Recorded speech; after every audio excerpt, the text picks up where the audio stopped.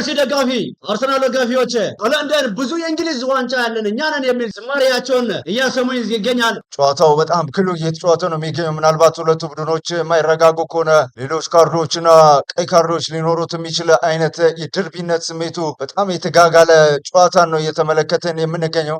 ሞይሴስ ካይሴዶ የቀይ ካርድ ሰለባ ምናልባት ቀሪውን 45 እና ከዛ በላይ ደቂቃዎች በቼልሲ በባለሜዳው በኩል በ10 ተጫዋች የሚጫወቱ ነው የሚሆነው። ሌላ የማዕዘን ምት ኳስ ቼልሲዎች አግኝተዋል። ቼልሲ ቻሎባ አስቆጠረ። የቆመ ኳስ የማዕዘን ምት ኳስ ትሬቨር ቻሎባ አስቆጥሯል።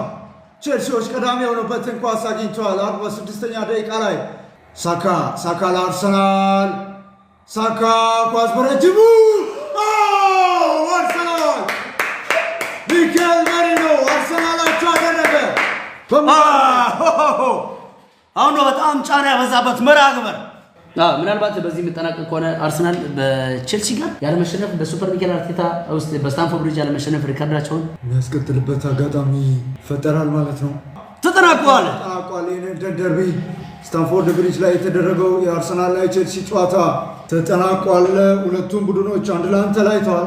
ቼልሲ የሚገባውን ድል ይዞ መውጣት ችሏል። አሪፍ ውጤት ነበር ቼልሲ ማስመዝገብ የቻለው በቀይ ተጫዋች ካሴዶን ዋና ተጫዋቾችን አጥቶ። በጣም አርሰናል በጣም ይህንን ጨዋታ የማሸነፍ ኦፖርቹኒቲያቸውን እንደመጠቀም አኳያ በጣም ጥሩ የሚሆንላቸውን ድልን ነው ማባከን የቻሉት። ምናልባት ይህንን ድል አለመጠቀማቸው ከማንቸስተር ሲቲ ያለው የነጥብ ልዩነት በ5 እንዲሁም ከቼልሲ እዛው በ6 ይሆናል።